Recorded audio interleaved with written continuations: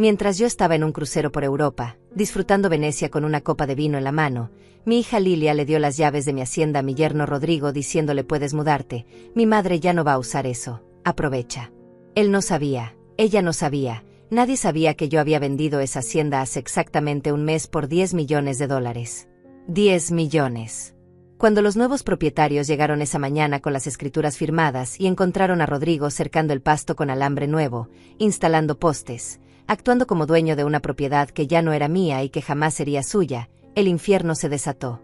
Mi hija me llamó desesperada a las 3 de la madrugada, su voz quebrada por el pánico, gritando mamá, ¿qué hiciste? La policía está aquí, Rodrigo está detenido, los dueños dicen que vendiste todo, esto tiene que ser un error, dime que es mentira.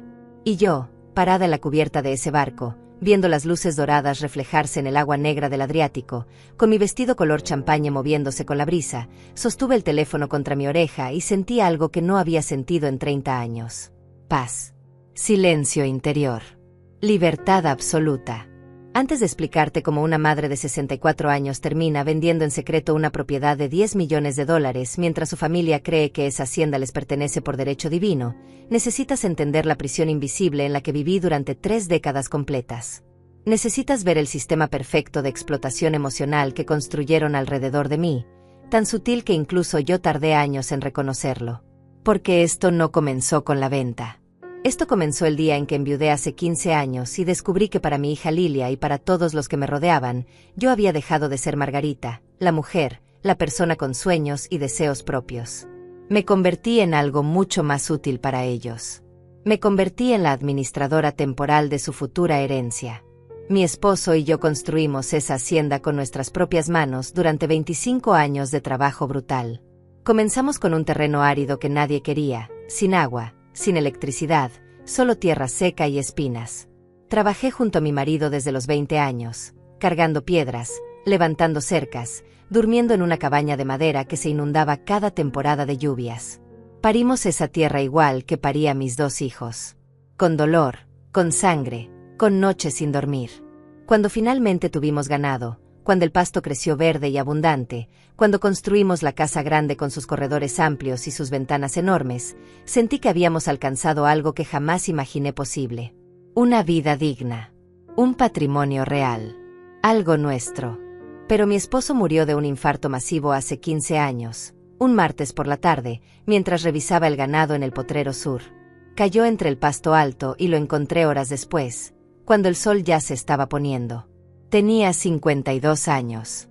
Yo tenía 49. Y en ese momento, mi vida se partió en 2. Hubo un antes, donde éramos socios, compañeros, constructores de sueños compartidos. Y hubo un después, donde yo quedé sola con 300 hectáreas de responsabilidad y 2 hijos adultos que de repente empezaron a mirar la hacienda con ojos diferentes. Lilia tenía 23 años cuando su padre murió. Acababa de casarse con Rodrigo, un hombre que siempre me pareció demasiado interesado en cuanto teníamos y muy poco interesado en trabajar para conseguir lo suyo. Víctor, mi hijo mayor, tenía 26 y trabajaba en una empresa de exportación. Él fue el único que me abrazó en el funeral y me dijo: mamá, si necesitas vender todo y empezar de nuevo en la ciudad, yo te apoyo. Los demás, incluida Lilia, me miraron como si hubiera sugerido quemar la casa.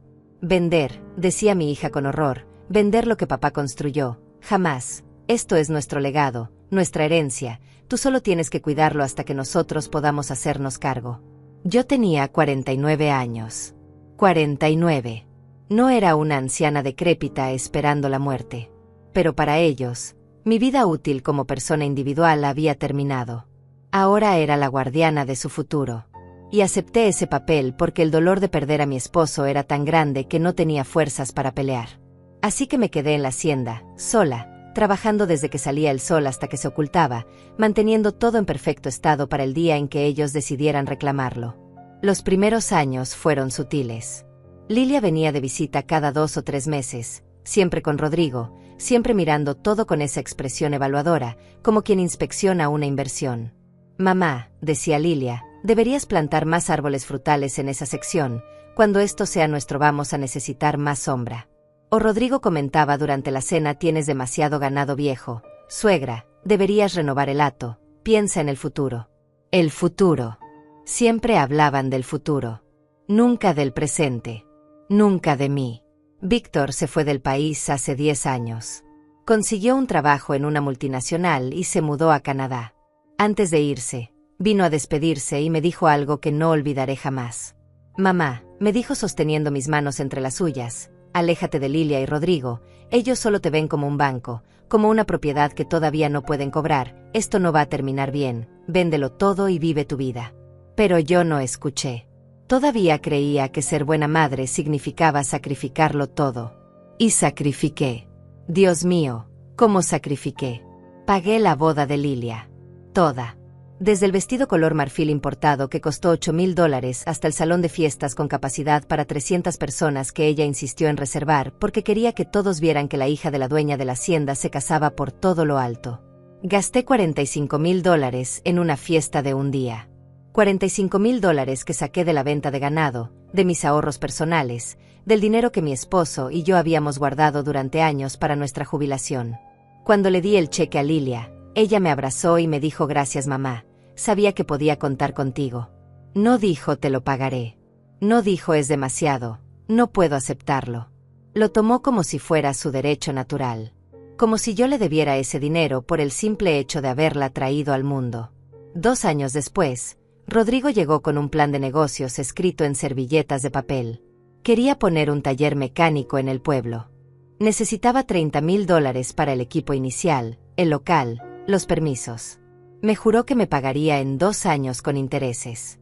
Me mostró números que no tenían ningún sentido, proyecciones ridículas de ganancias que cualquier persona con 2 dedos de frente sabría que eran imposibles.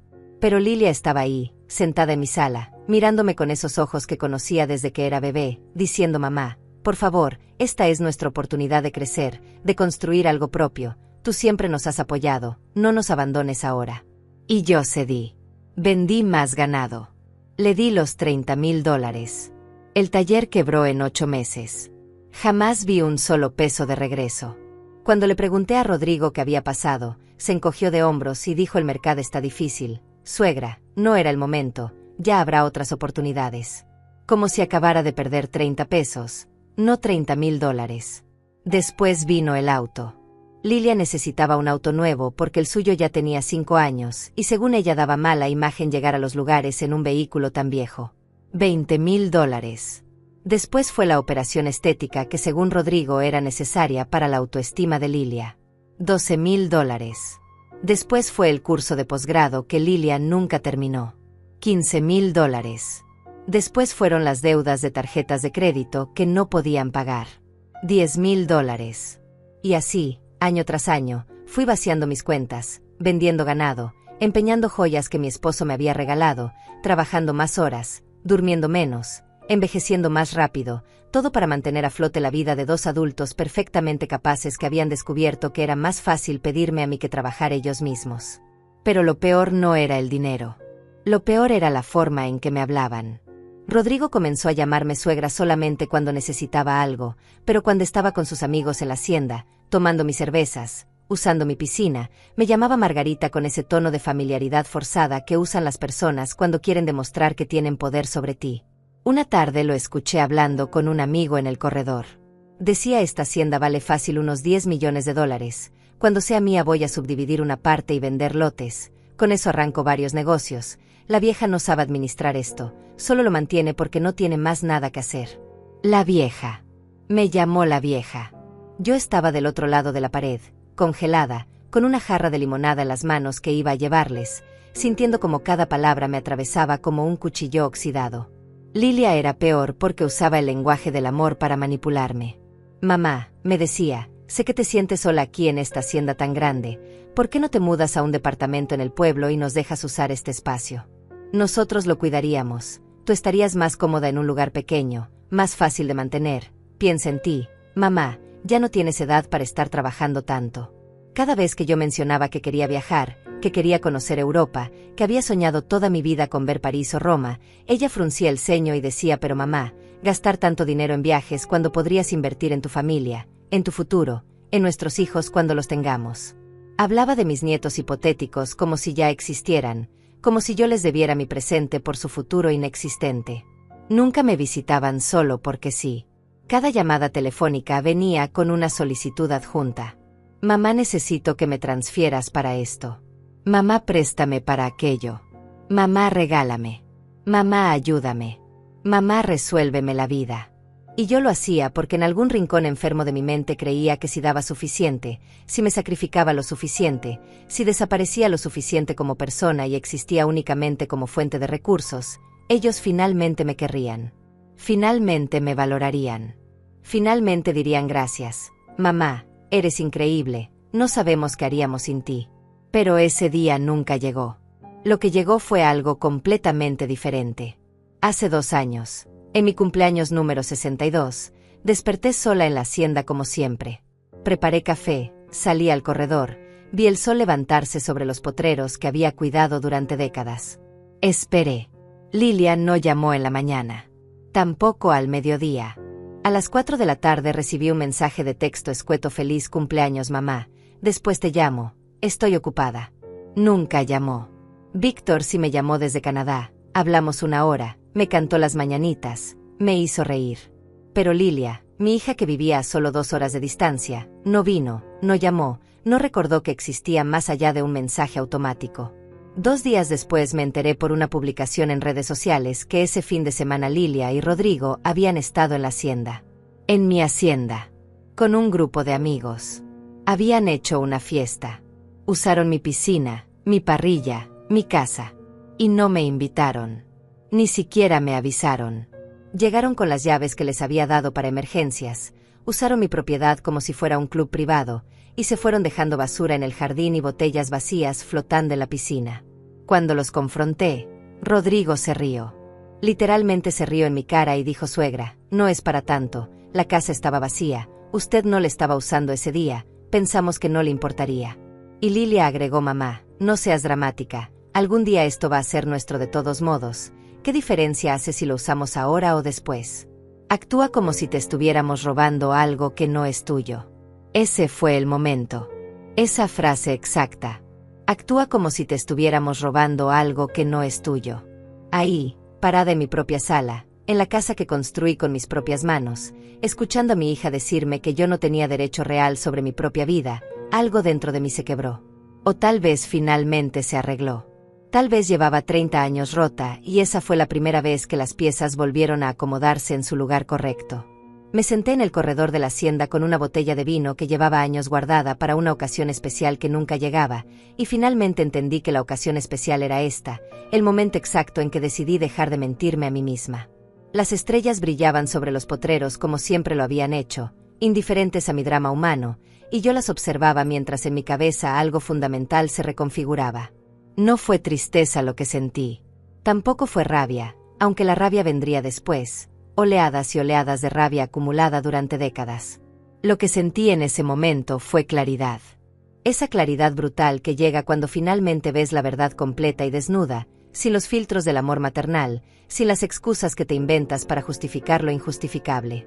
Yo no era su madre para ellos. Era su plan de retiro. Su cuenta de ahorros con piernas. Su futura propiedad que todavía tenía la molesta costumbre de respirar y tomar decisiones propias. Saqué una libreta vieja y comencé a escribir números bajo la luz del corredor. Necesitaba verlo en papel, necesitaba que fuera real y tangible.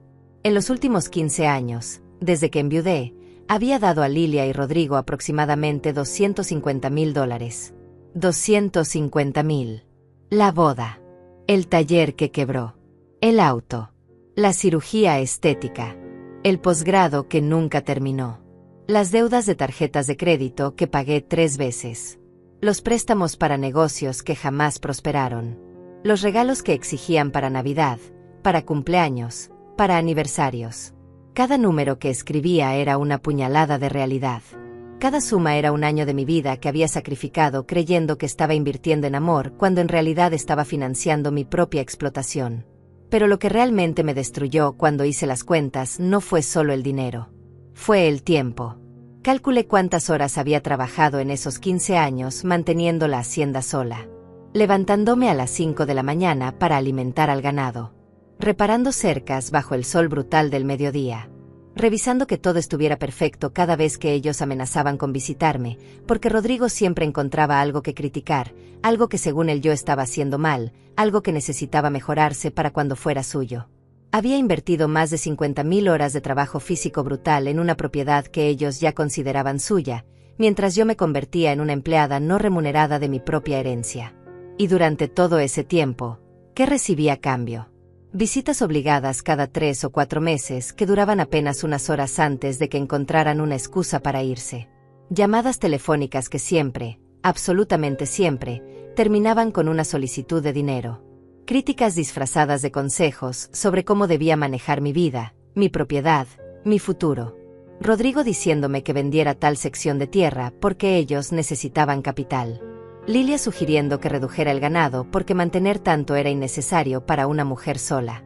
Los dos hablando de la hacienda como si yo fuera simplemente la cuidadora temporal de algo que ya les pertenecía por derecho divino. Recordé cada humillación pequeña que había tragado en silencio. Como aquella vez que llegaron con amigos sin avisar y Rodrigo me presentó diciendo ella es Margarita, la dueña por ahora, enfatizando ese por ahora con una sonrisa que se suponía era graciosa pero que me hizo sentir como una intrusa en mi propia casa. O cuando Lilia le dijo a una amiga frente a mí que estaba esperando que yo finalmente entendiera que era hora de pasarles la estafeta, que ya había vivido mi vida y ahora les tocaba a ellos vivir la suya, como si mi existencia fuera un obstáculo inconveniente para sus planes. Víctor me había advertido. Años atrás, en una de sus últimas visitas antes de mudarse definitivamente a Canadá, me había sentado exactamente donde yo estaba ahora y me había dicho mamá, Lilia y Rodrigo no te ven como persona, te ven como un activo financiero que todavía no puede liquidar, aléjate de ellos antes de que te consuman completamente. Pero yo no escuché. Le dije que estaba exagerando, que Lilia era mi hija y que el amor de madre no se rendía así como así. Víctor me miró con una tristeza que ahora entendía perfectamente y respondió mamá, el amor de madre es importante, pero el amor propio también debería serlo, y tú perdiste el tuyo hace mucho tiempo. Tenía razón. Había perdido mi amor propio el día en que acepté que mi único propósito en la vida era servir a personas que nunca me lo agradecerían. Lo perdí cuando dejé de preguntarme qué quería yo y comencé a preguntarme únicamente qué necesitaban ellos. Lo perdí cuando mi identidad completa se redujo a un solo rol, madre proveedora, y eliminé todo lo demás que alguna vez fui o quise ser. Antes de que mi esposo muriera, yo tenía sueños propios. Quería viajar. Quería conocer Europa, caminar por las calles de París que había visto en películas, tomar café en Roma, ver los canales de Venecia. Había una lista guardada en un cajón de mi buró, una lista que escribí cuando tenía 30 años, lugares que quería visitar antes de morir. Hacía años que no la sacaba porque cada vez que pensaba en hacer algo para mí, cada vez que consideraba gastar dinero en mis propios sueños, Lilia aparecía con una necesidad nueva, una emergencia inventada, una crisis financiera que solo yo podía resolver. Y yo guardaba la lista, cancelaba mis planes inexistentes, y transfería el dinero que había ahorrado para mi viaje soñado a la cuenta de mi hija. Esa madrugada, todavía sentada en el corredor, entré a la casa y busqué esa lista. Estaba amarillenta, escrita con mi letra de hace décadas, llena de sueños que había abandonado por personas que ni siquiera recordaban mi cumpleaños. La desdoblé con manos temblorosas y la leí completa. París, Roma, Venecia, Barcelona, Praga. Cada nombre era un futuro que me había negado. Cada ciudad era una versión de mí misma que maté para que ellos pudieran vivir cómodamente. Y ahí, sosteniendo ese papel viejo entre mis dedos, tomé una decisión. No fue dramática. No hubo música de fondo ni momento de iluminación celestial. Fue simplemente una decisión fría, calculada, definitiva. Si ellos ya consideraban la hacienda como suya, si ya me trataban como una administradora temporal de su propiedad, si mi vida y mis deseos no significaban nada para ellos, entonces yo tomaría el control de la única manera que me quedaba. Vendería la hacienda. Toda. Cada hectárea. Cada construcción. Cada árbol. La vendería al mejor postor. Tomaría ese dinero que mi esposo y yo ganamos con nuestro sudor, con nuestra sangre, con nuestros años de juventud, y finalmente, por primera vez en mi vida adulta completa, lo usaría para mí. No para ellos. Para mí. Para la Margarita que existió antes de convertirse en cajero automático emocional. Para la mujer que soñaba con ver el mundo y que sacrificó esos sueños creyendo que el sacrificio la haría mejor madre, cuando en realidad solo la hizo invisible. A la mañana siguiente, Llamé a Sebastián. Sebastián era el abogado que había manejado todos los asuntos legales de la hacienda desde que mi esposo murió. Un hombre serio, profesional, que siempre me había tratado con respeto. Le dije: necesito vender la hacienda, toda, de inmediato, y necesito que nadie se entere hasta que esté firmado y sellado. Hubo un silencio largo al otro lado de la línea. Después me preguntó: ¿estás segura de esto, señora Margarita? Es una decisión importante. Y yo respondí con una firmeza que no sabía que poseía: estoy más segura de esto que de cualquier otra cosa que haya hecho en los últimos 15 años. Sebastián vino a la hacienda 2 días después con una carpeta llena de documentos y una expresión que mezclaba preocupación profesional con algo que parecía admiración contenida. Nos sentamos en la mesa del comedor, esa mesa enorme de madera maciza donde durante años había servido cenas para una familia que nunca apreciaba la comida ni la compañía, y él desplegó todos los papeles frente a mí como si estuviera abriendo un mapa hacia mi libertad. Señora Margarita, me dijo ajustándose los lentes, antes de proceder necesito que entienda las implicaciones de lo que está pidiendo. Esta propiedad está valuada entre 9 y 11 millones de dólares dependiendo del comprador. Una vez que iniciemos el proceso de venta y encontremos un comprador serio, el procedimiento tomará entre 30 y 45 días. Durante ese tiempo, usted no puede decirle a nadie, absolutamente a nadie, porque si su familia se entera, pueden intentar bloquear la venta, pueden iniciar procesos legales alegando que usted no está en sus facultades mentales, pueden hacer su vida imposible. ¿Está preparada para eso? Miré a Sebastián directamente a los ojos y por primera vez en décadas sentí algo parecido a poder real corriendo por mis venas. Estoy preparada para todo, le dije. He pasado 15 años preparándome para esto sin saberlo. Cada humillación, cada vez que me trataron como empleada de mi propia vida, cada comentario sobre cómo esta propiedad sería suya algún día, todo eso me preparó para este momento exacto. Así que sí, Sebastián, estoy lista. Venda mi hacienda. Consígame el mejor precio posible. Y asegúrese de que cuando ellos se enteren, sea demasiado tarde para hacer algo al respecto. Sebastián asintió lentamente y comenzó a explicarme el proceso. Primero haríamos una evaluación profesional discreta. Él conocía tasadores de confianza que podían venir sin levantar sospechas. Después buscaríamos compradores potenciales, preferentemente inversionistas o familias de fuera del estado que no tuvieran conexión con mi círculo social. La idea era que nadie en el pueblo supiera que la hacienda estaba en venta hasta que los papeles estuvieran firmados. Me explicó que tendríamos que hacer las visitas de los compradores cuando yo estuviera segura de que Lilia no aparecería de sorpresa, que cada documento debía firmarse en su oficina, nunca en la hacienda, que mis movimientos bancarios tendrían que ser cuidadosos porque si Lilia tenía acceso a alguna información de mis cuentas, podría sospechar. La paranoia que describía Sebastián debería haberme parecido excesiva, enfermiza incluso. Pero no lo era. Era simplemente realista. Porque yo conocía a mi hija. Conocía esa habilidad que tenía para detectar cuando algo se movía fuera de su control. Conocía cómo revisaba todo con esa mirada evaluadora, cómo hacía preguntas que parecían casuales pero que en realidad eran interrogatorios disfrazados. Si sospechaba algo, aunque fuera una sombra de duda, vendría de inmediato, traería a Rodrigo, montarían un drama, me acusarían de estar senil, de estar siendo manipulada, de estar tomando decisiones irracionales en mi vejez. Dirían que la hacienda era patrimonio familiar, que no tenía derecho moral de venderla sin consultarles, que les estaba robando su futuro. Así que planeamos cada detalle con precisión militar. Los tasadores vinieron un martes por la mañana haciéndose pasar por inspectores del gobierno, revisando linderos para un nuevo sistema de catastro. Midieron todo, fotografiaron todo, evaluaron cada centímetro de las 300 hectáreas. Su dictamen fue claro: en el mercado actual, con un comprador adecuado, la propiedad podría venderse entre 10 y 11 millones de dólares. 10 millones. Era más dinero del que había visto junto en toda mi vida. Era la validación en números fríos de 30 años de trabajo brutal. Sebastián comenzó a buscar compradores discretamente. Contactó con inversionistas extranjeros, familias empresarias de otros estados, gente que buscaba propiedades grandes para desarrollos turísticos o agrícolas. Les enviaba información sin mencionar mi nombre, sin dar la ubicación exacta hasta que firmaran acuerdos de confidencialidad. Tardamos 3 semanas en encontrar a los compradores perfectos. Una familia de empresarios de Monterrey que querían expandir su operación ganadera hacia el sur. Tenían el dinero. Tenían la urgencia. Y lo mejor de todo, no conocían a nadie en la región, así que no había riesgo de que la información se filtrara. Durante esas semanas tuve que actuar con una normalidad que me costaba mantener. Lilia llamó 2 veces. La primera para pedirme $5,000 porque Rodrigo había tenido gastos inesperados con su auto. La segunda para decirme que estaban pensando en pasar un fin de semana en la hacienda con unos amigos y que preparara las habitaciones. Les di el dinero. Les dije que vinieran cuando quisieran. Hablé con el tono de siempre, esa mezcla de cansancio y resignación que esperaban de mí. Pero por dentro era pura electricidad.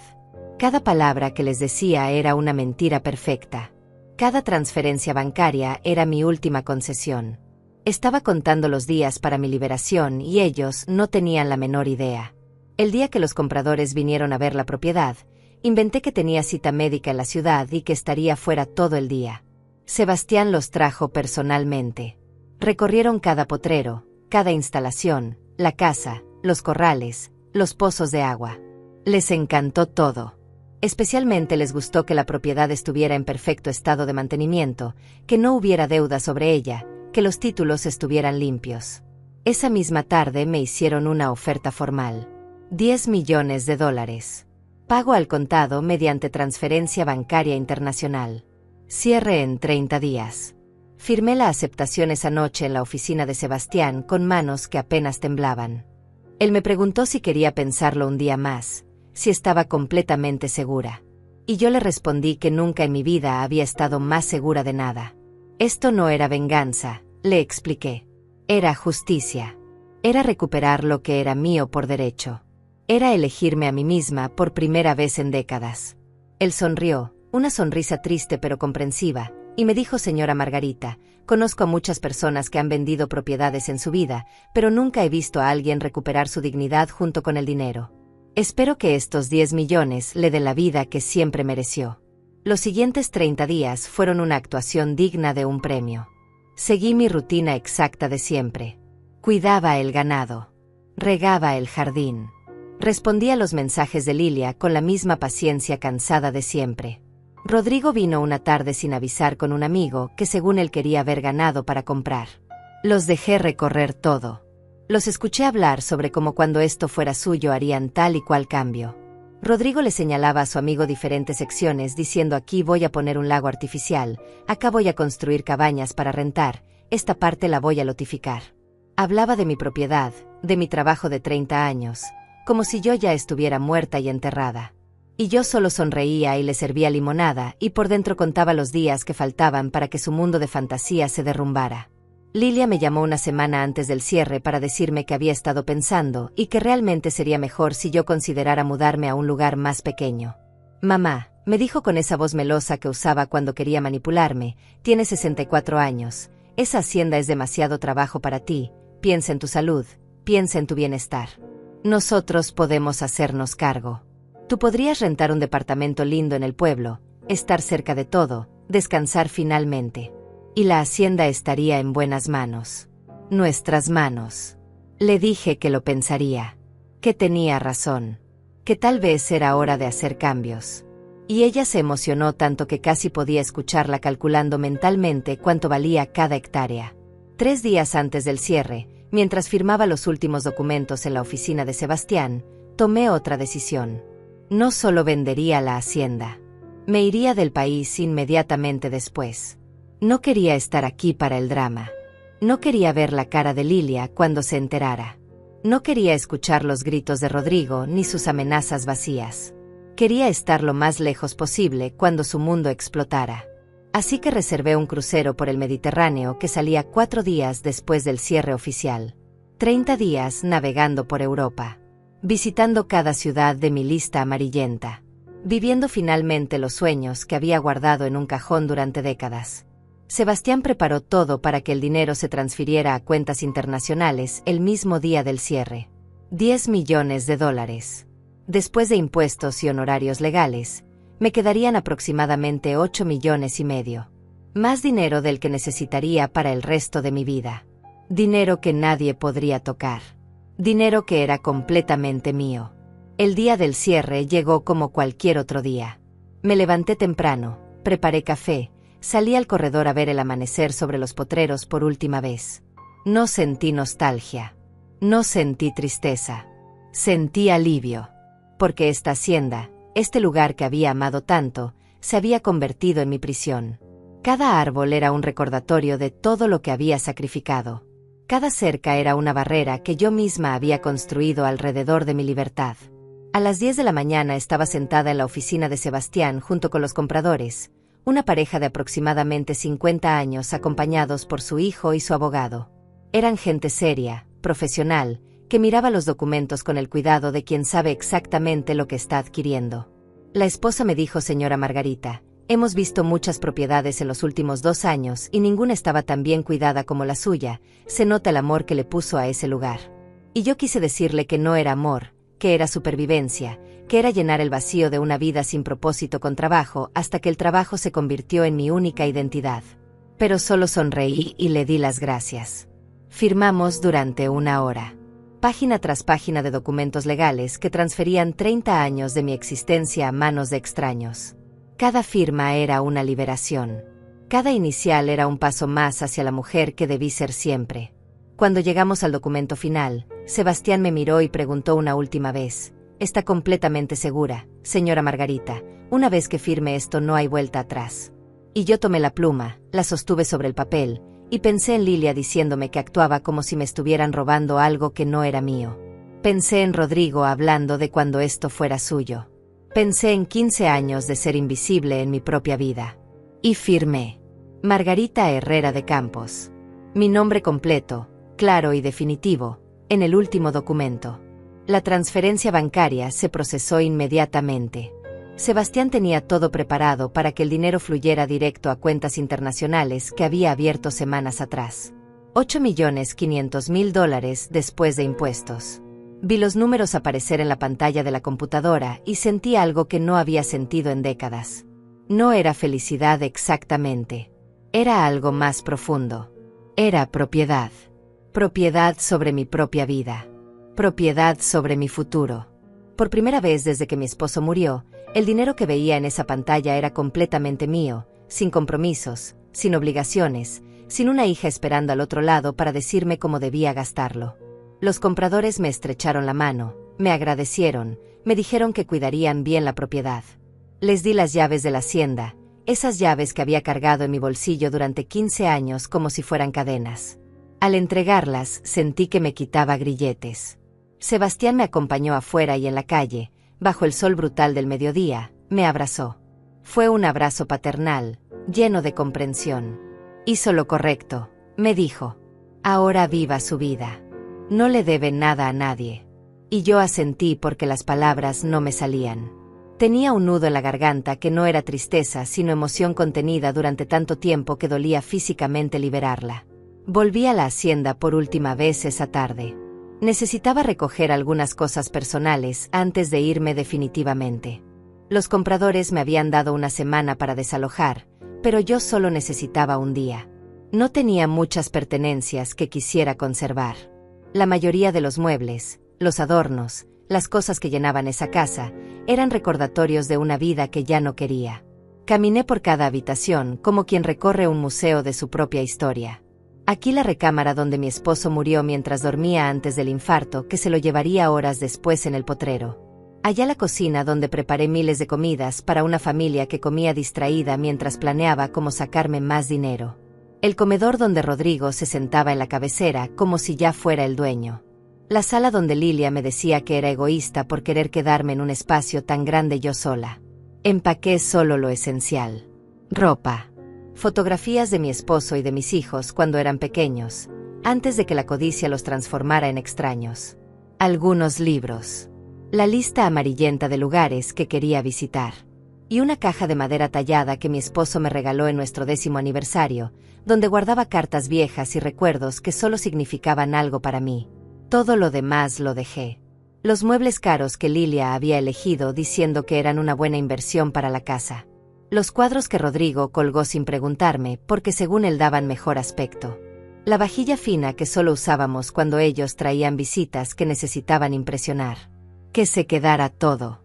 Que los nuevos dueños hicieran con eso lo que quisieran. Yo solo quería mi libertad y cabía perfectamente en 3 maletas. Esa noche dormí por última vez en la hacienda. Me acosté temprano, pero no pude dormir. Me quedé mirando el techo, escuchando los sonidos nocturnos que conocía de memoria. Los grillos en el jardín. El viento moviendo las ramas del nogal viejo. A lo lejos, el ganado que ya no era mío. Y por primera vez en 15 años, esos sonidos no me llenaban de melancolía sino de anticipación. Mañana comenzaba mi vida real. La vida que había pospuesto durante décadas. La vida que merecía. Me levanté antes del amanecer, cargué mis maletas en mi auto, y me fui sin mirar atrás. Conduje directo al aeropuerto de la ciudad, dejé mi auto en un estacionamiento de larga estadía, y abordé un vuelo hacia Miami. Desde ahí tomaría el crucero que me llevaría por el Mediterráneo durante 30 días. 30 días sin teléfono celular del país. 30 días donde Lilia no podría localizarme fácilmente. 30 días de paz absoluta antes de que el infierno se desatara. El crucero era todo lo que había imaginado y más. Mi camarote tenía balcón privado con vista al mar. Había restaurantes, shows nocturnos, excursiones a cada puerto. Pero lo que más disfruté fue la simplicidad de no ser nadie. Ninguno de los pasajeros me conocía. Nadie sabía que era madre. Nadie sabía que acababa de vender una hacienda de $10 millones. Nadie esperaba nada de mí. Por primera vez en mi vida adulta, era simplemente Margarita. Una mujer de 64 años viajando sola, leyendo libros en la cubierta, tomando vino en la cena, durmiendo hasta tarde porque podía, porque nadie me necesitaba para nada. En Barcelona subí a la Sagrada Familia y lloré viendo los vitrales proyectar colores imposibles sobre las columnas de piedra. En Roma caminé por el Coliseo imaginando la historia que esas ruinas guardaban. En Atenas comí en una terraza con vista a la Acrópolis mientras el sol se ponía pintando todo de naranja y dorado. Y en Venecia, en esa ciudad de agua y puentes y belleza decadente, finalmente saqué mi teléfono después de 2 semanas de silencio autoimpuesto para revisar si había mensajes. Tenía 147 llamadas perdidas de Lilia. 93 mensajes de texto. 32 de Rodrigo. Incluso había algunos de números desconocidos que probablemente eran abogados o amigos de ellos intentando localizarme. No abrí ninguno. Solo vi los números acumulándose en la pantalla y sonreí. El caos había comenzado. Y yo estaba a miles de kilómetros de distancia, completamente intocable. Esperé hasta estar en esa cubierta del crucero, con Venecia brillando frente a mí como una joya flotante, para finalmente escuchar el primer mensaje de voz. Era de Lilia. Su voz era puro pánico. Mamá, ¿dónde estás? Llámame urgente, necesito hablar contigo ahora, es una emergencia, por favor mamá contesta el teléfono. Borré el mensaje. Escuché el segundo.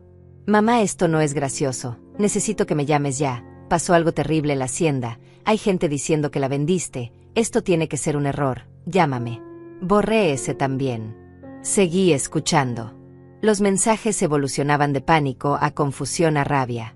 Rodrigo apareció en el mensaje número 12 gritando que como me atrevía, que esa propiedad era de ellos, que había vendido su futuro, que esto era ilegal, que iban a demandarme. Lilia lloraba en el mensaje 18 diciendo que no podía creer que su propia madre le hiciera esto, que cómo iba a vivir ahora, que Rodrigo había renunciado a su trabajo confiando en la hacienda, que habían perdido todo por mi culpa. Y ahí estaba. La confesión que necesitaba escuchar. Rodrigo había renunciado a su trabajo. Habían hecho planes concretos sobre una propiedad que nunca fue suya. Habían construido su futuro completo sobre la suposición de que yo existía únicamente para proveerles. Y ahora ese futuro se había evaporado porque resulta que yo era una persona con derechos sobre mi propia vida. Llamé a Sebastián. Él contestó al segundo tono. Señora Margarita, dijo con alivio evidente en su voz, gracias a Dios que llama, su hija y su yerno han venido a mi oficina 6 veces exigiendo información, están amenazando con demandar, dicen que usted no estaba en sus facultades mentales cuando firmó. Le expliqué que todo está en orden legal perfecto, que usted es completamente capaz, que la propiedad era suya y tenía todo el derecho de venderla, pero no escuchan razones. Le dije a Sebastián que mantuviera todo firme, que no cediera ni 1 milímetro ante sus amenazas, que los documentos estaban perfectamente legales y que ellos no tenían absolutamente ningún derecho sobre una propiedad que jamás fue suya. Él me aseguró que estaba manejando la situación con firmeza profesional, pero me advirtió que Lilia y Rodrigo estaban desesperados, que habían llegado a su oficina con un abogado barato que amenazaba con iniciar procesos por enajenación mental, por influencia indebida, por cualquier argumento legal que se les ocurriera. Todo era humo, me explicó Sebastián, puro teatro de gente que acababa de descubrir que sus planes construidos sobre arena se estaban desmoronando. No tienen caso, me dijo, pero van a hacer ruido, mucho ruido, prepárese para eso. Colgué el teléfono y me serví otra copa de vino. Desde la cubierta del crucero podía ver las góndolas deslizarse por los canales oscuros de Venecia, los turistas caminando por los puentes iluminados, la ciudad entera brillando como si estuviera hecha de sueños solidificados. Y aquí estaba yo, una mujer de 64 años que finalmente había tomado control de su destino, mientras a miles de kilómetros de distancia mi hija y mi yerno corrían como pollos sin cabeza intentando revertir lo irreversible. La imagen era casi cómica. Casi. Decidí escuchar más mensajes. Necesitaba saber exactamente qué tan profundo era el desastre que habían creado para ellos mismos. El mensaje número 23 era de Lilia llorando de forma casi histérica. Mamá, decía entre sollozos, Rodrigo pidió un préstamo de $150,000 usando como garantía la hacienda, diciendo que era nuestra futura propiedad, el banco está exigiendo el pago inmediato, nos van a demandar, perdimos todo, ¿cómo pudiste hacernos esto? ¿Cómo pudiste arruinarnos así? Su voz temblaba de rabia y desesperación mezcladas, como si yo fuera responsable de las decisiones estúpidas que ellos tomaron basándose en suposiciones arrogantes. $150,000. Rodrigo había pedido prestados $150,000 contra una propiedad que no era suya, que nunca le había prometido, asumiendo que mi muerte o mi sumisión eventual le darían acceso a ella. La audacia era impresionante. La estupidez era monumental. Y las consecuencias eran completamente merecidas. Seguí escuchando. El mensaje 31 era diferente. La voz de Lilia sonaba más controlada, más calculadora. Había pasado del pánico a la manipulación. Mamá, decía con ese tono dulce y venenoso que conocía tan bien, sé que estás enojada con nosotros, sé que tal vez no hemos sido los mejores hijos, pero somos familia, la familia se perdona, la familia se ayuda, no puedes dejarnos así, piensa en los nietos que te vamos a dar, piensa en tu legado, en lo que papá hubiera querido. Estaba usando a mi esposo muerto como herramienta de manipulación. Estaba inventando nietos hipotéticos como moneda de cambio emocional. Era repugnante y predecible a la vez. Borré ese mensaje con particular satisfacción. Mi esposo, si estuviera vivo, hubiera estado orgulloso de lo que hice. Él fue quien me enseñó que el trabajo duro merece recompensa, que nadie te regala nada en esta vida, que tienes que construir tu propio camino con tus propias manos. Él nunca hubiera tolerado ver a nuestra hija convertirse en una sanguijuela profesional. Hubiera sido el primero en decirme que cortara esa relación tóxica. El mensaje 42 me sorprendió. Era de Víctor, mi hijo, llamando desde Canadá. Su voz sonaba preocupada, pero no histérica.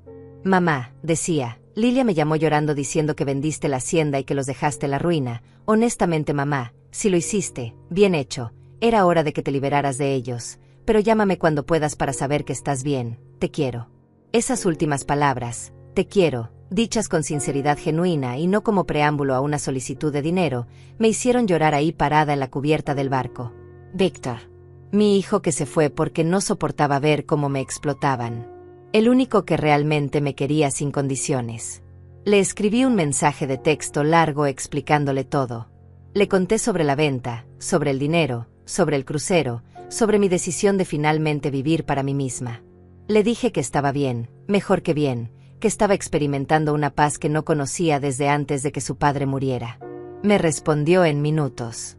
Mamá, escribió, llevo años esperando que hicieras algo así, estoy increíblemente orgulloso de ti, disfruta cada segundo de ese viaje, te lo mereces más que nadie que conozco, cuando regreses ven a visitarme a Canadá, quiero presentarte mi vida aquí, quiero que conozcas a personas que te valorarán por quien eres y no por lo que puedes darles.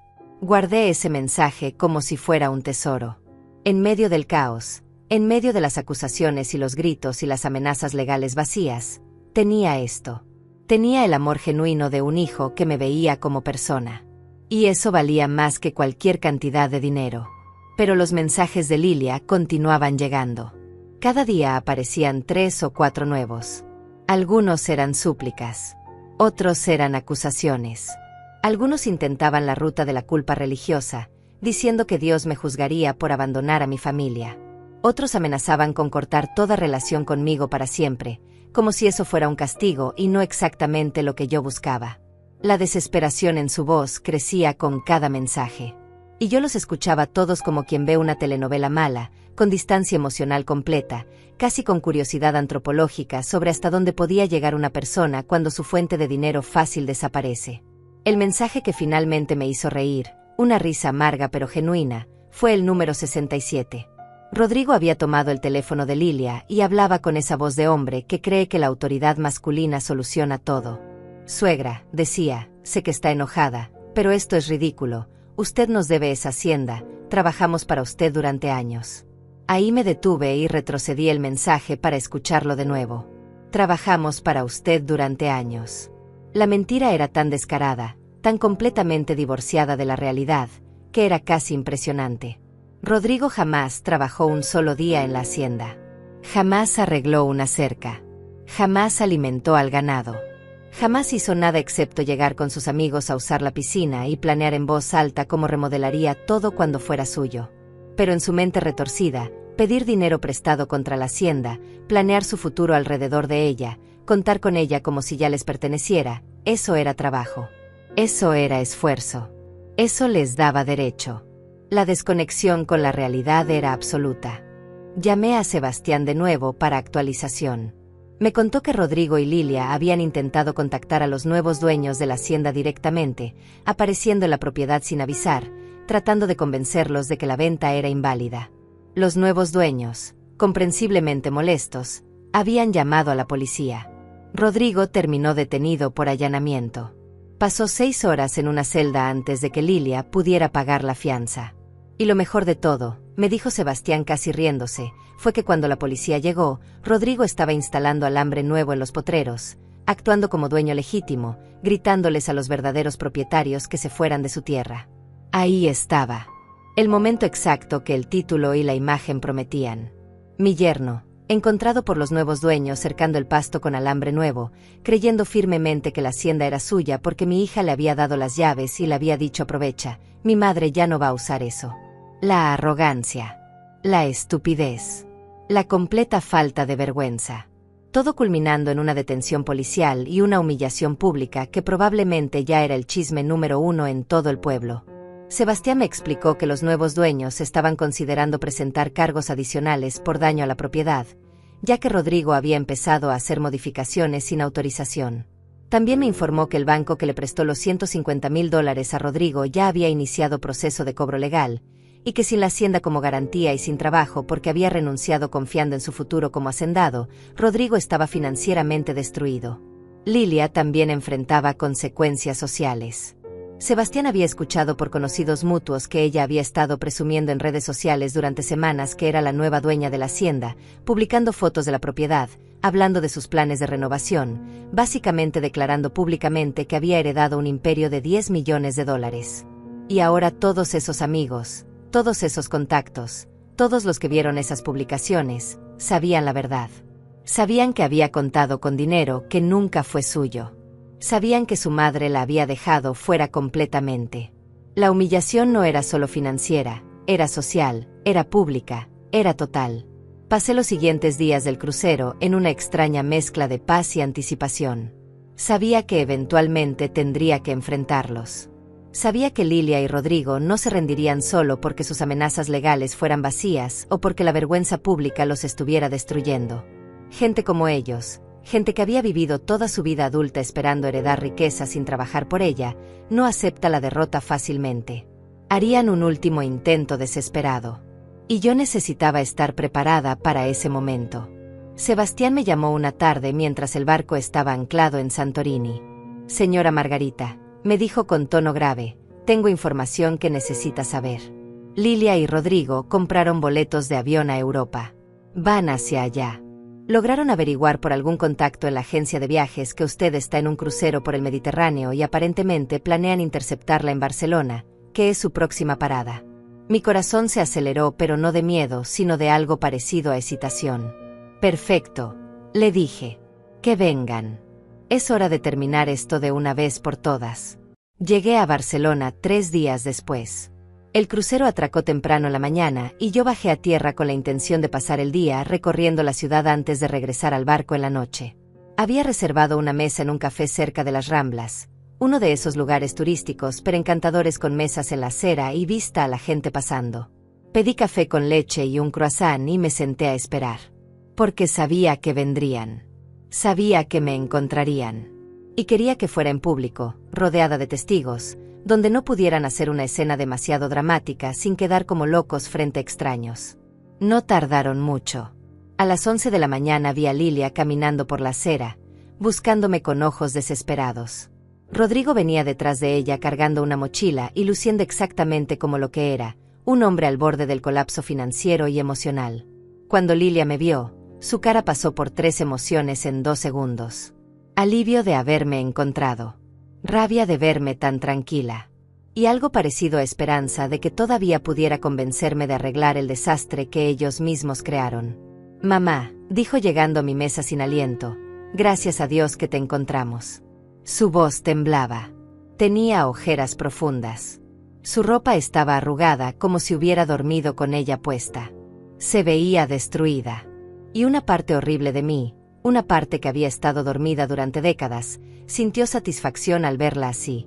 «Siéntense», les dije señalando las sillas vacías con calma absoluta. Pidieron café pero ninguno lo tocó. Solo se quedaron ahí mirándome como si fuera una desconocida. Rodrigo habló primero. Su voz intentaba sonar autoritaria, pero salía temblorosa. «Suegra, esto tiene que parar. Usted vendió nuestra propiedad, nos dejó en la ruina. Tenemos deudas que no podemos pagar, el banco nos está demandando, perdí mi trabajo porque confiaba en que íbamos a administrar la hacienda, esto no puede quedar así». Lo miré directamente a los ojos y dije con voz calmada pero filosa, «Tu propiedad, Rodrigo, ¿desde cuándo $150,000 prestados contra algo que jamás te pertenecieron te dan derechos de propiedad? ¿Desde cuándo renunciar a tu trabajo sin consultarme primero me hace responsable de tus decisiones estúpidas?» Lilia intervino rápidamente, su voz subiendo de volumen. «Mamá, no puedes hablar así, somos tu familia, esa hacienda era nuestro futuro, papá hubiera querido que fuera para nosotros, tú solo eras la cuidadora temporal, todos lo sabíamos, todos lo entendíamos así». Y ahí estaba. La verdad desnuda saliendo de su boca sin filtro. Yo era la cuidadora temporal. Nunca fui la dueña en su mente. Nunca tuve derecho real sobre el trabajo de mi vida. Solo era la empleada no remunerada de su herencia futura. Me recliné en mi silla y tomé un sorbo de café antes de responder. «Lilia», dije pronunciando cada palabra con claridad perfecta, «esa hacienda la construí yo con mi esposo durante 25 años de trabajo brutal. Cada hectárea fue pagada con nuestro sudor. Cada construcción fue levantada con nuestras manos. Cuando tu padre murió, la propiedad pasó a ser completamente mía. No tuya. No de Rodrigo. Mía. Y yo tenía todo el derecho legal y moral de hacer con ella lo que quisiera. La vendí. Tomé el dinero que era mío por derecho. Y ahora voy a vivir la vida que pospuse durante 30 años para darles todo a ustedes». Rodrigo golpeó la mesa haciendo que las tazas temblaran. La gente en mesas cercanas volteó a mirarnos. «Nos debe esa hacienda», gritó, «trabajamos para usted durante años, cuidamos de usted, estuvimos ahí cuando nos necesitaba». La mentira era tan grotesca que me hizo reír. Una risa corta y amarga que salió de mi garganta sin permiso. «¿Trabajaron para mí?», pregunté elevando la voz lo suficiente para que él supiera que no me intimidaba. «Rodrigo, en 15 años jamás levantaste una cerca en esa hacienda, jamás alimentaste al ganado, jamás hiciste un solo día de trabajo real, lo único que hiciste fue llegar con tus amigos a usar la piscina y planear cómo ibas a lotificar mi propiedad cuando yo muriera. Y tú, Lilia», continué volteándome hacia mi hija, «me visitabas cada 3 o 4 meses solo cuando necesitabas dinero, jamás en mi cumpleaños, jamás en Navidad a menos que esperaras un regalo caro, jamás solo porque querías ver a tu madre, cada llamada telefónica venía con una solicitud adjunta, cada abrazo tenía un precio. Me convertiste en un cajero automático con piernas y ahora estás furiosa porque el cajero se quedó sin dinero para ti». Lilia comenzó a llorar. Eran lágrimas genuinas de desesperación, pero también de manipulación. «Mamá, ¿cómo puedes decir eso? Soy tu hija, te quiero, siempre te he querido, solo queríamos asegurar nuestro futuro, no hay nada malo en eso. Me incliné hacia adelante, sostuve su mirada llorosa, y dije algo que había estado guardando durante años. Si me quisieras, Lilia, me habrías preguntado cómo estaba cuando enviudé en lugar de preguntarme cuánto valía la hacienda. Si me quisieras, habrías venido a visitarme porque extrañabas a tu madre y no porque necesitabas dinero. Si me quisieras, habrías dicho gracias al menos una vez en 15 años por los $250,000 que te di. Pero nunca lo hiciste. Porque para ti yo no era tu madre. Era tu futura herencia que todavía respiraba. Rodrigo intentó otro ángulo. Su voz ahora era suplicante.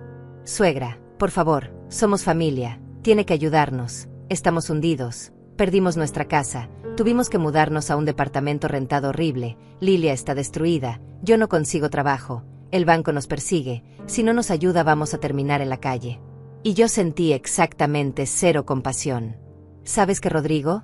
Le dije, todo eso es consecuencia directa de tus propias decisiones. Pediste dinero prestado contra algo que no era tuyo, renunciaste a tu trabajo confiando en planes fantasiosos, gastaste dinero que no tenías asumiendo que yo existía solo para resolver tus problemas, y ahora que enfrentas las consecuencias de tu irresponsabilidad quieres que yo, una mujer de 64 años que trabajó toda su vida, te rescate otra vez. No, se acabó, aprendan a vivir con sus propias manos como yo lo hice. Lilia jugó su última carta. La carta que sabía que vendría. Mamá, dijo limpiándose las lágrimas con una servilleta, si no nos ayudas, si no arreglas esto, nunca más nos vas a ver, nunca vas a conocer a tus nietos cuando los tengamos, vas a morir sola y amargada sin familia que te quiera. La amenaza flotó en el aire entre nosotras como humo tóxico. Y yo, sosteniendo mi taza de café con manos absolutamente firmes, le respondí con una calma que me sorprendió a mí misma.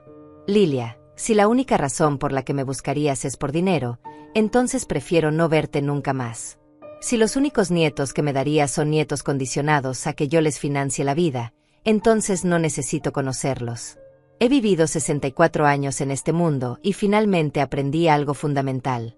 Es mejor estar sola y en paz que rodeada de gente que solo te ve como un recurso a explotar. No voy a morir amargada. Voy a morir habiendo vivido, habiendo viajado, habiendo hecho todas las cosas que pospuse por ser buena madre para hijos que nunca apreciaron el sacrificio. Me levanté de la mesa dejando dinero suficiente para pagar todo incluyendo el café que ellos no tocaron. Lilia se quedó sentada, congelada, como si no pudiera procesar que realmente me estaba yendo. Rodrigo intentó agarrarme del brazo, pero me solté con un movimiento firme. No me toques, le dije con voz baja pero amenazante, y aléjate de mí o llamo a la policía ahora mismo. Él retrocedió. Creo que vio algo en mis ojos que le dijo que no estaba jugando. Esta no era la suegra sumisa que conocía. Esta era una mujer completamente diferente.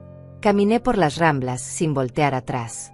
Podía escuchar a Lilia llorando detrás de mí, su voz llamándome entre sollozos. Mamá, por favor, mamá, no te vayas así, mamá, tenemos que hablar. Pero yo seguí caminando. Cada paso era liberación. Cada metro de distancia que ponía entre ellos y yo era recuperar un pedazo de mi alma que había entregado durante décadas. La gente en la calle me miraba pasar, una mujer mayor con vestido color lavanda caminando con determinación absoluta mientras atrás quedaban dos personas destrozadas gritando cosas ininteligibles. Tomé un taxi directo al puerto. Necesitaba volver al barco, a mi santuario flotante, al único lugar donde nadie podía alcanzarme con sus demandas y sus manipulaciones. Durante el trayecto mi teléfono sonó 17 veces. Todas llamadas de Lilia. No contesté ninguna. Finalmente le envié un solo mensaje de texto, corto y definitivo. No vuelvas a contactarme. Necesito que entiendas que esta relación terminó. No por rabia, sino porque finalmente entendí que era tóxica para mí. Vive tu vida. Aprende a trabajar. Aprende que el mundo no te debe nada. Y déjame vivir lo que me queda de la mía en paz. Bloqueé su número. Bloqueé el de Rodrigo. Bloqueé cualquier forma que tuvieran de alcanzarme digitalmente. Cuando llegué al barco me sentí físicamente más ligera, como si hubiera dejado un peso invisible en esa mesa del café de Barcelona. El resto del crucero lo pasé en una paz casi sobrenatural. Visité Marsella, Génova, Nápoles. Comí comida deliciosa. Leí libros que había querido leer durante años. Conocí a otras personas mayores viajando solas que compartían historias similares de liberación tardía. Una mujer alemana de 70 años me contó que había vendido su negocio familiar contra la voluntad de sus hijos para viajar por el mundo. Un hombre italiano de 68 me explicó cómo había cortado contacto con su familia después de años de explotación financiera. No estaba sola en esto. Había todo un mundo de personas mayores que finalmente habían dicho basta. Cuando el crucero terminó 30 días después, volé directo a Canadá para visitar a Víctor. Él me recibió en el aeropuerto con un abrazo que duró minutos completos. «Mamá», me dijo separándose para mirarme bien, «te ves diferente, te ves más joven, te ves feliz». Y tenía razón. Me sentía feliz de una forma que no había experimentado en décadas. Víctor vivía en un departamento moderno en Vancouver con vista a las montañas. Tenía una vida ordenada, un trabajo respetable en finanzas internacionales, amigos genuinos. Me presentó a su novia, una mujer encantadora llamada Sara que trabajaba como arquitecta. Cenamos juntos, hablamos de todo, y ni una sola vez me pidieron dinero o me hicieron sentir que mi valor dependía de lo que podía darles. Una noche, mientras tomábamos vino en su balcón viendo la ciudad iluminarse, Víctor me preguntó: «Mamá, ¿te arrepientes de algo?». Lo pensé genuinamente antes de responder. «Me arrepiento de no haberlo hecho antes», le dije. «Me arrepiento de haber permitido que Lilia y Rodrigo me convirtieran en su banco personal durante tanto tiempo. Me arrepiento de haber creído que ser buena madre significaba desaparecer como persona. Pero no me arrepiento de vender la hacienda. No me arrepiento de cortar contacto con ellos. No me arrepiento de elegirme finalmente a mí misma». Él asintió y dijo: «Eso es todo lo que necesitaba escuchar. Estoy orgulloso de ti, mamá. Papá también le estaría». Pasé 3 semanas en Canadá. Víctor me llevó a conocer las montañas, los lagos, la ciudad. Hablamos de todo lo que no habíamos hablado en años.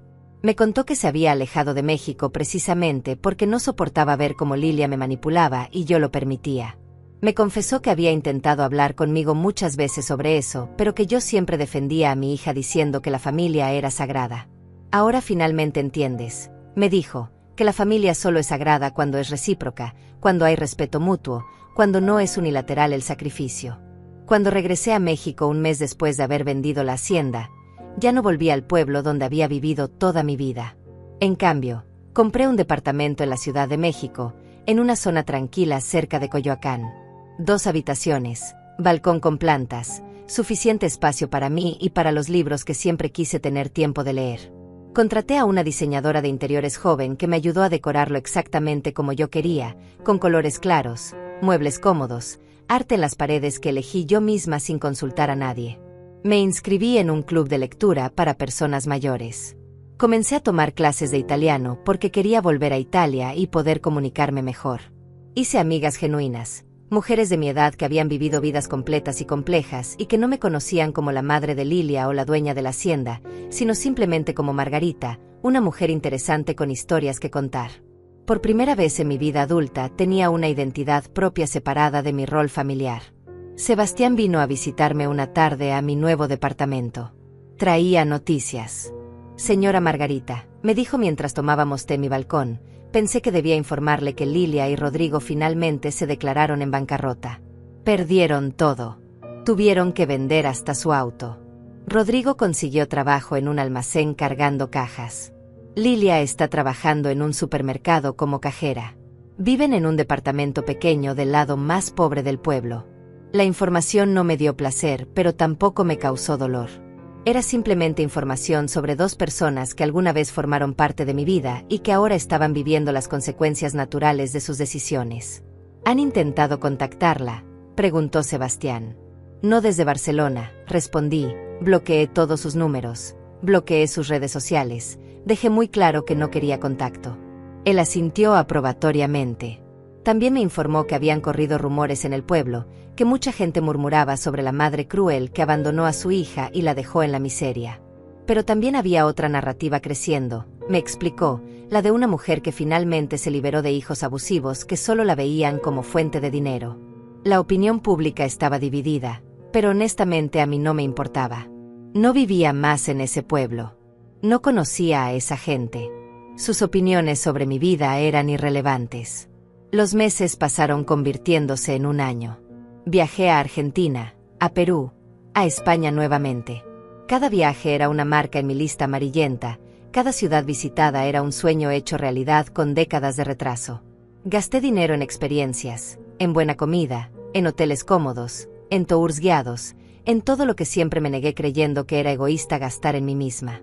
Y descubrí que gastar en tu propia felicidad después de una vida de sacrificio no es egoísmo, es justicia. Víctor vino a visitarme 2 veces. La segunda vez trajo a Sara y me confesaron que se iban a casar.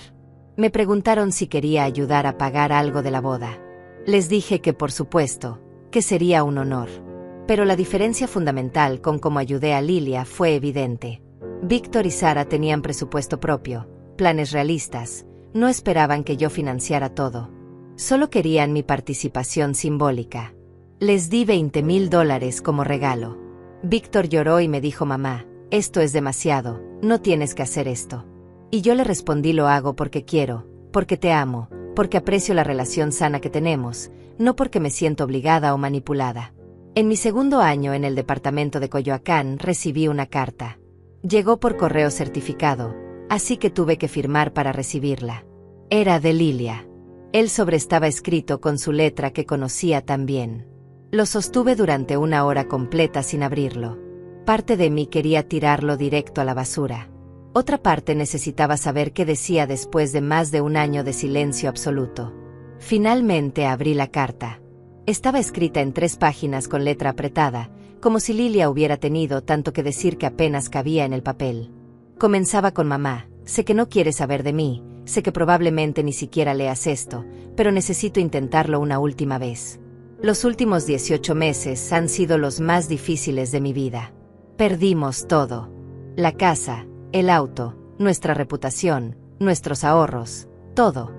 Rodrigo trabaja turnos dobles en un almacén y yo estoy en un supermercado ganando el salario mínimo. Vivimos en un departamento donde se escucha todo de los vecinos y donde tenemos que contar cada peso para llegar a fin de mes. La carta continuaba describiendo su miseria en detalle exhaustivo. Como sus amigas la habían abandonado cuando ya no podía pagar por salidas caras. Como la gente del pueblo murmuraba cuando la veían. Como Rodrigo estaba amargado y resentido culpándola a ella por haber confiado en que heredaría la hacienda. Como ella lloraba cada noche pensando en todo lo que perdieron. Página tras página de sufrimiento detallado con precisión casi pornográfica. Pero fue en la 3ª página donde la carta cambió de tono. Mamá, escribía Lilia, he tenido mucho tiempo para pensar, para reflexionar sobre todo lo que pasó, y creo que finalmente entiendo. Nunca te vi como persona. Te vi como mamá, como proveedora, como alguien que existía para resolver mis problemas. Nunca te pregunté cómo estabas realmente. Nunca te agradecí genuinamente por todo lo que hiciste. Nunca consideré que tuvieras sueños propios, deseos propios, una vida que merecías vivir. Te convertí en un recurso y cuando ese recurso se agotó, me enojé como si me hubieras robado algo que me pertenecía. Pero nunca me perteneció. Nada de eso me perteneció jamás. Leí esas palabras 3 veces. Buscaba señales de manipulación, el gancho emocional que vendría después, la solicitud de dinero disfrazada de disculpa. Pero la carta continuaba sin pedir nada. No te escribo para pedirte dinero, decía como si leyera mi mente. No te escribo para que arregles mi vida. Rodrigo y yo estamos aprendiendo, dolorosamente, lo que significa trabajar por lo que tienes, lo que significa vivir dentro de tus posibilidades, lo que significa no contar con dinero que no has ganado. Es brutal. Es humillante. Pero es también lo que necesitábamos. Te escribo porque necesito que sepas que lo siento. Siento haberte tratado como te traté. Siento haber dado por sentado tu sacrificio. Siento no haber sido la hija que merecías. Siento haber esperado hasta que me quitaras todo para finalmente entender que nunca debí contar con nada de eso. Y siento que probablemente es demasiado tarde para reconstruir algo entre nosotras. No espero que me perdones. No espero que volvamos a tener una relación. Solo necesitaba decirte que finalmente entendí. Finalmente crecí. Y que a pesar de todo, a pesar del dolor y la rabia y la humillación, creo que hiciste lo correcto. Me obligaste a madurar de la única forma que hubiera funcionado. La carta terminaba con: si algún día decides que quieres saber de mí, mi puerta está abierta, sin condiciones, sin expectativas, solo como dos personas intentando conocerse realmente por primera vez. Tu hija que finalmente está creciendo, Lilia. Doblé la carta cuidadosamente y la guardé en un cajón de mi escritorio. No respondí. No inmediatamente. Necesitaba tiempo para procesar si esas palabras eran genuinas o simplemente otra forma más sofisticada de manipulación. Los meses pasaron. La carta permanecía en el cajón.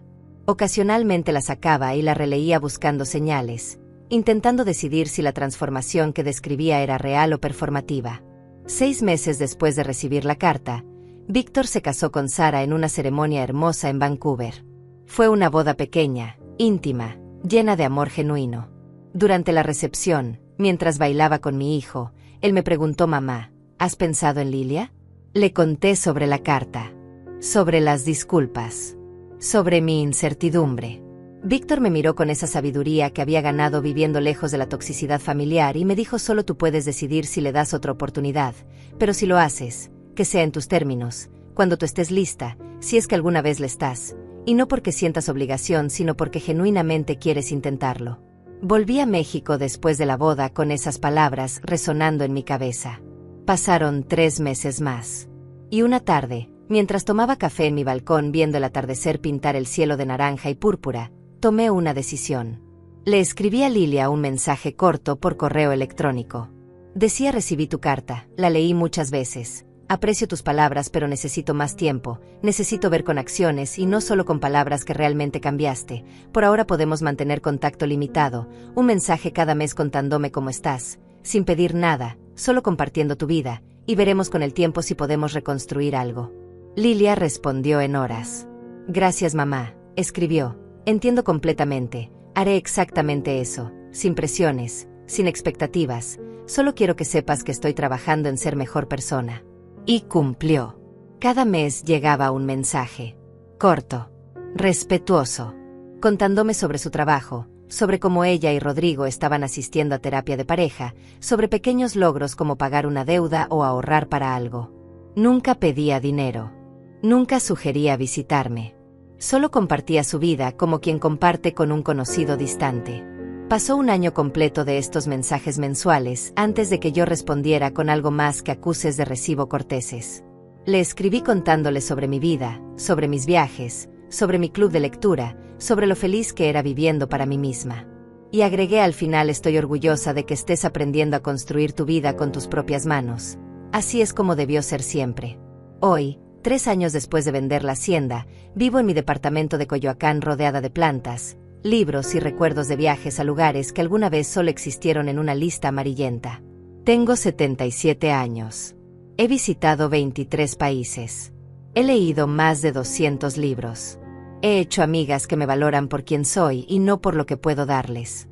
Víctor me visita 2 veces al año y yo voy a Canadá otras 2 veces. Conocí a mi nieto, un bebé hermoso que lleva el nombre de mi esposo. Lilia y yo nos escribimos cada mes todavía. Ocasionalmente hablamos por teléfono. La relación es cordial, cautelosa, construida sobre bases completamente nuevas. Ella sigue trabajando. Rodrigo también.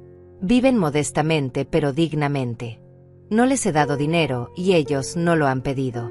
Hace 6 meses me invitaron a cenar a su departamento. Fui. Fue extraño pero no desagradable. Cocinaron ellos mismos. La comida era simple, pero hecha con esfuerzo. Hablamos de cosas superficiales principalmente. No mencionamos la hacienda. No mencionamos el pasado más allá de referencias vagas. Éramos básicamente extraños intentando conocerse. No sé si algún día volveremos a tener una relación madre-hija real. Honestamente no estoy segura de quererlo. Pero lo que sí sé es que hice lo correcto. Vendí la hacienda. Tomé mi dinero. Viví mi vida. Me elegí a mí misma después de décadas de elegir a otros. Y esa decisión que pareció cruel e imperdonable para muchos, fue el acto de amor propio más importante que hice en 64 años de existencia. A veces, cuando estoy sentada en mi balcón viendo la ciudad extenderse frente a mí, pienso en la Margarita que era hace 3 años. La mujer invisible viviendo en una hacienda enorme, trabajando para mantener perfecta una propiedad que otros ya consideraban suya. La madre que había olvidado ser persona. La viuda que creyó que su vida terminó cuando su esposo murió. Y siento compasión por esa mujer, pero también gratitud de ya no ser ella. Aprendí que nunca es demasiado tarde para recuperar tu vida. Aprendí que ser buena madre no significa desaparecer como persona. Aprendí que el amor familiar debe ser recíproco o no es amor sino explotación con otro nombre. Aprendí que está bien ser egoísta después de décadas de abnegación. Aprendí que la mejor herencia que puedes dejar no es dinero, sino la lección de que tienes que trabajar por lo que quieres en la vida. Y aprendí, finalmente, que a veces la única forma de salvar a alguien es dejándolos caer, dejándolos enfrentar las consecuencias de sus decisiones, dejándolos crecer o destruirse por su propia cuenta. Porque rescatarlos eternamente no es amor. Es permitir que permanezcan siendo niños egoístas en cuerpos adultos. Hoy soy libre. Soy feliz. Soy Margarita, no solo mamá. Y si pudiera volver atrás y cambiar algo, lo único que cambiaría sería haber tomado esta decisión 15 años antes. Porque cada día que vivo ahora, cada viaje que hago, cada libro que leo, cada amanecer que veo desde mi balcón, es un día recuperado. Es una vida finalmente vivida. Y no cambiaría eso por nada en el mundo.